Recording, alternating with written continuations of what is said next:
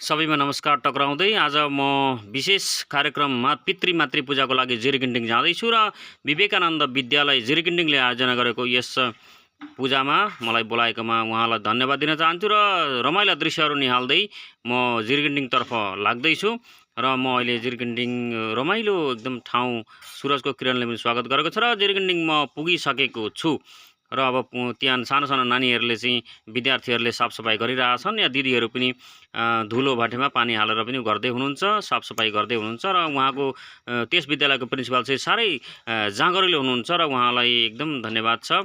र म ड्रेस आफ्नो चेन्ज गरेर चाहिँ पूजाको लागि तयारी भइसकेको छु। नानीहरूले पनि आफ्नो पितृमातृको पूजाको लागि आफ्नो तयारी गरिसकेका छन् र अब हामी हेर्दै पूजाको आरम्भ गर्नेछौँ। पावल धुलाइदेखि आरम्भ गरेर अब हामी पूजा स्टार्ट गर्नेछौँ। कसरी चाहिँ पितृमातृहरूको पूजा गर्नुपर्छ त्यो चाहिँ यहाँ दर्शाएको छ र हजुरहरूले रमाइलो गरी उपभोग गर्नुहोला।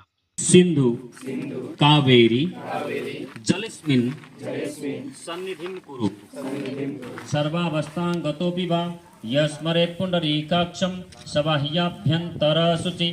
हम चाहे भगवान को पूजा करें, हम ईश्वर को पूजा करें, गॉड को पूजा करें, अल्लाह को पूजा करें, लेकिन हमें यह सोचना चाहिए कि हमारे लिए सब कुछ हमारे माता पिता है, हमारा ब्रह्मांड माता पिता है। शुक्लां वरधरम विष्णुं शशिवर्णं चतुर्भुजं प्रसन्नवदनं ध्यायेत् सर्वविघ्नो पशान्तये। अभी वहाँ थोड़ा अक्षत और फूल लेकर आप लोग मेरे साथ बोलिए। या देवी सर्वभूतेषु दया रूपेण संस्थिता नमस्तस्यै नमस्तस्यै नमस्तस्यै नमो नमः। माँ दया रूपी है, हमेशा हमारे ऊपर दयावान रहती है। माँ शांति रूपी है, मातृ रूपी है, मातृ रूपी स्नेह हमको बरसाती है। माँ अपने बेटे को क्या सोचती है। एक दिन एक बार मेले में माँ और बेटे घूमने गए थे, तो मेला बहुत भीड़ था उसमें, तो माँ और बेटे वहां मेले में बिछड़ गए। बिछड़ने के बाद अभी कहाँ जाना है, क्या करना है, किसको ढूंढे, तो वहां माइक पे अनाउंस करने वाले बहुत सारे लोग होते हैं। वहां एक रहता है कि कोई किसी का बिछड़ जाए तो वहां अनाउंस करने वाला जगह रहता है। तो माँ ने जाकर वहां रिपोर्ट किया कि मेरा बेटा ऐसा खो गया है, तो थोड़ा ढूंढना है। तो वहां के बोले आपका बेटा कैसा है, बोले इस मेले में सबसे सुंदर जो लड़का है ना वही मेरा बेटा है। तो पूरे मेले में वहां के पुलिसकर्मी अधिकारी जो थे पूरे मेले में सबसे सुंदर लड़का ढूंढ रहे थे उधर, लेकिन कहीं वो लड़का नहीं मिला। मेला खत्म हो गया। खत्म होने के बाद सब लोग चले गए। फिर लास्ट में माँ को अपना बेटा मिला और अधिकारी को सूचना दिया कि मेरा बेटा मुझे मिल गया। तो अधिकारी बोले क्या है आपका बेटा मिल गया, हाँ मिल गया, कहाँ है आपका, ये है मेरा बेटा। तो वो बेटा दिखने में भी बदसूरत था और अपांग भी था। तो अधिकारी आश्चर्य रह गए, बोले ऐसा अपांग भी आपका बेटा और बदसूरत भी है, तो आप इसको सबसे सुंदर बोल रही है। नहीं, जैसा भी हो, चाहे अपांग हो, चाहे काला हो, चाहे जैसा भी हो, लेकिन वो मेरा बेटा है। मेरा बेटा हमेशा मेरे अखिलान पराधान में क्षमस्व करुणानिधे प्रसीद मद्गुरुनाथ जनकाय नमो नमः। अपने पिताजी हमारे सारी बातें समझ जाते हैं, लेकिन जब उस पिताजी ने घर चलाया था उस समय हमको पाल पोस के बड़ा किया है, पर जब हम बड़े हो जाते हैं और हमारे माँ बाप बड़े हो जाते हैं तब हम क्या करते हैं, पिताजी को इग्नोर करते हैं। माँ बूढ़ी हो गई, माँ को इग्नोर करते हैं। माँ तो चुप बैठ, पिताजी तुम चुप रहो, तुम बूढ़े हो गए, तुम्हें कुछ नहीं आता।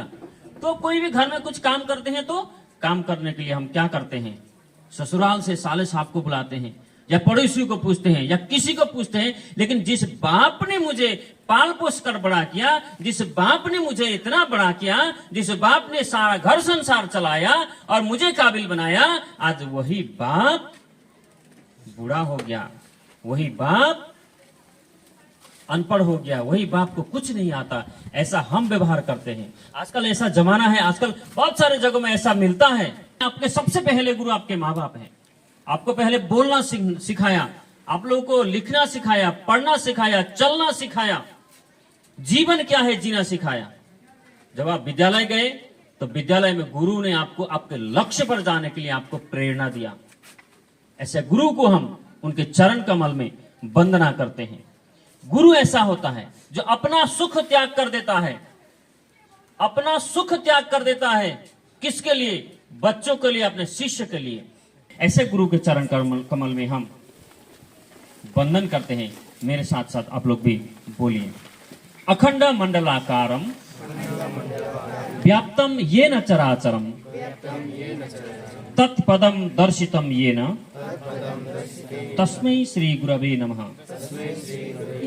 बहुत सारा पैसा मिलेगा, आपको धन चाहिए बहुत सारा धन मिलेगा, आपको संपत्ति चाहिए बहुत सारी संपत्ति मिलेगी, आपको गाड़ी चाहिए गाड़ी मिलेगा, बंगला चाहिए बंगला मिलेगा, एक गया दूसरा आएगा।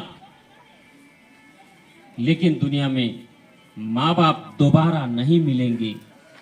दोबारा हमें हमारे माँ बाप एक बार हमारे जीवन से गुजर गए ना, तो कभी लौट कर नहीं आएंगे।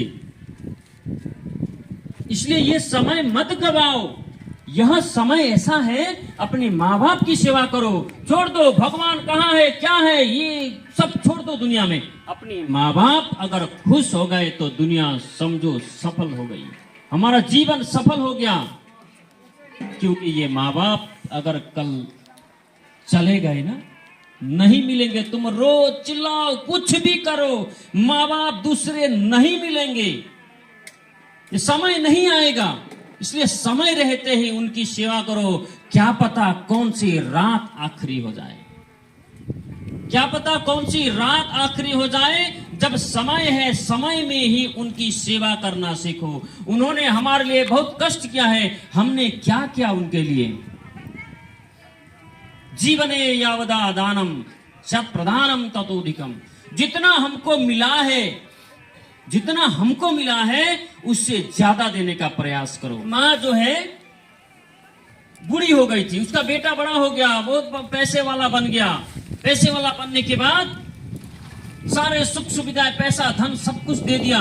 देने के बाद बेटा बोला, माँ तुम्हारा ऋण तो चुकता हो गया ना, तुम्हारा ऋण चुकता हो गया, अभी कितना दिन है, पैसा तो दिया है, घर दिया है, बंगला दिया है, गाड़ी दिया है, सब कुछ दिया है, क्या चाहिए तुमको। माँ बोली कि बेटा तू मेरा ऋण कभी चुकता कर ही नहीं सकता। क्यों नहीं कर सकता? मैं करूंगा, बोलो क्या करना है। ठीक है, एक हफ्ते तुम मेरे साथ बैठो, मेरे साथ खाना पीना, मेरे साथ सोना, एक हफ्ते के लिए बस। तो बेटे ने कहा ठीक है, एक हफ्ता आपके साथ बैठने से ऋण चुकता हो जाता है, मैं बैठ जाता। एक हफ्ते क्या, एक महीने बैठ जाऊंगा। तो बेटा आया और माँ को बोला, बोलो क्या करना है। ठीक है, खाना वाना खाया, सब काम किया। माँ जो करती थी रोज ऐसा किया।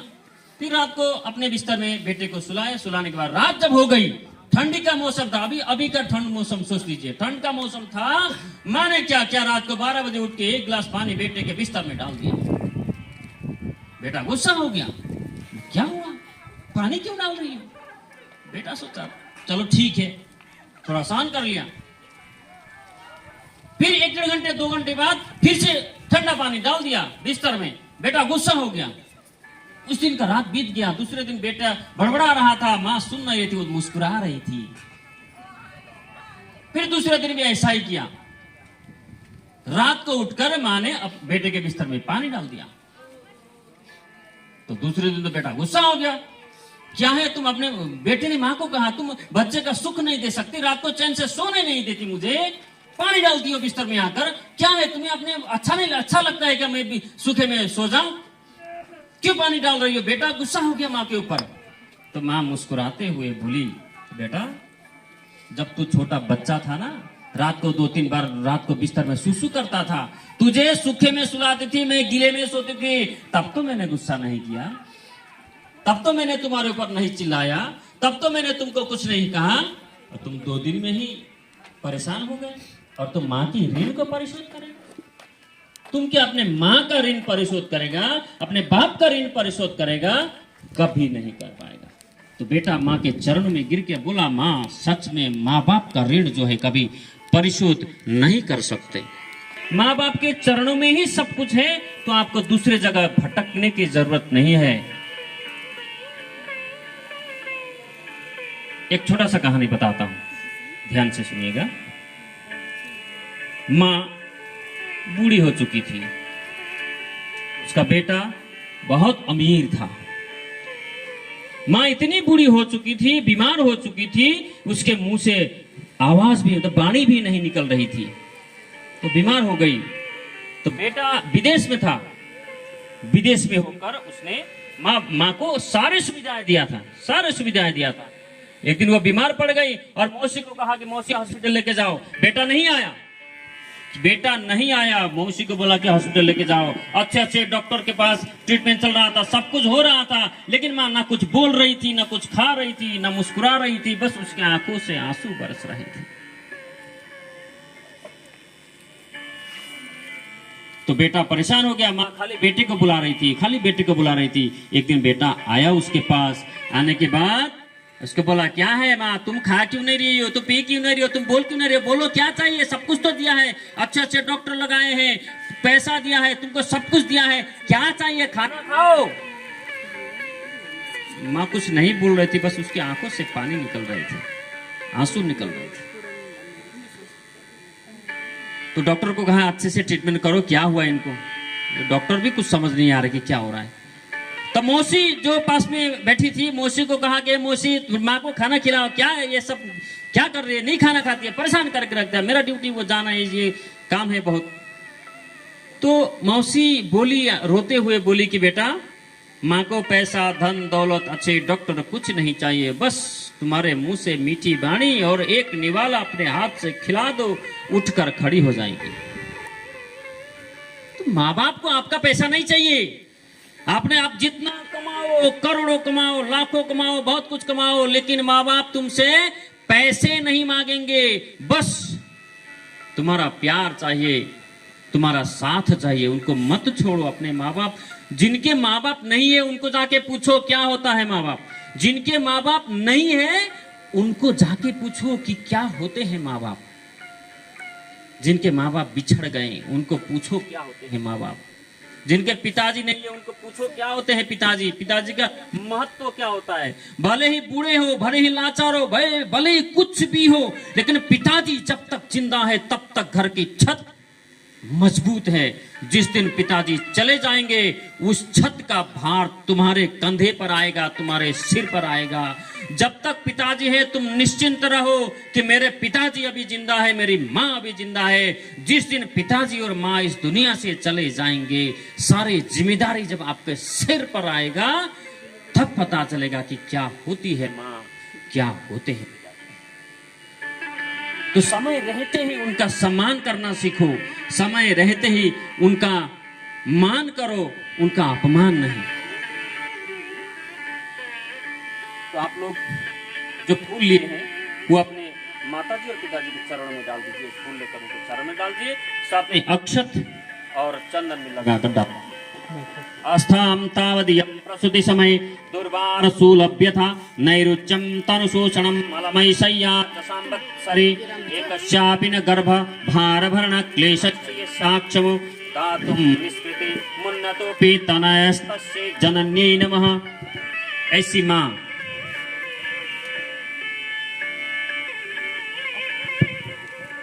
ऐसी माँ, कैसी माँ, माँ माँ ऐसा माँ माँ माँ माँ माँ पिताजी माँ बाप ये करते रहते हैं, लेकिन क्यों क्यों करना चाहिए, अपने माँ को क्यों स्मरण करना चाहिए। ये श्लोक में अच्छी तरह लिखा है। हम लोग सोचते हैं कि कभी कभी संस्कृत के श्लोक पढ़ते हैं ना, तो बोलते हैं ये धर्म की बात बोल रहा है, ये भगवान के चरण में जाना है, धर्म की बात बोल रहा है, ये सब बोलते हैं, लेकिन वो बात नहीं है। श्लोक में क्या हुआ है उसके अर्थ को समझना है। आस्ताम तावदियं प्रसूति समय दुर्वार सुलभ्यथा नैरुच्यं तनुशोषणं मलमयी शय्या च सांवत्सरे। क्या बोला है, जब माँ के पेट में बच्चा होता है ना, आप लोग पूछिए जो माँ गर्भवती होती है उनको पूछिए कि तुमको क्या कष्ट होता है। 9 महीने 10 महीने अपने कोख में पालती है, कभी उनको स्वाद नहीं मिलता, खाने का चीज का स्वाद नहीं,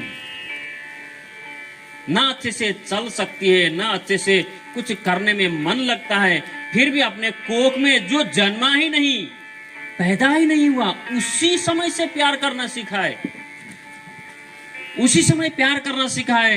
एक श्यापी न गर्भ भावरणम क्लेशस्य साक्षमो दातुम निष्कृते मुन्नतोपि तनयस्तस्ये जननी नमो नमः। जब पैदा किया, संसार में सबसे बड़ा कष्ट होता है संतान को प्रसव, जो जन्म देना। संसार में उससे बड़ा कष्ट दुनिया में होता ही नहीं एक मां के लिए।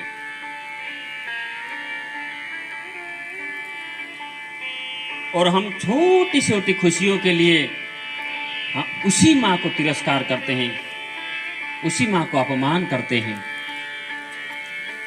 कभी भी अपने मां को, अपने पिताजी को तिरस्कार नहीं करना चाहिए, अपमान नहीं करना चाहिए।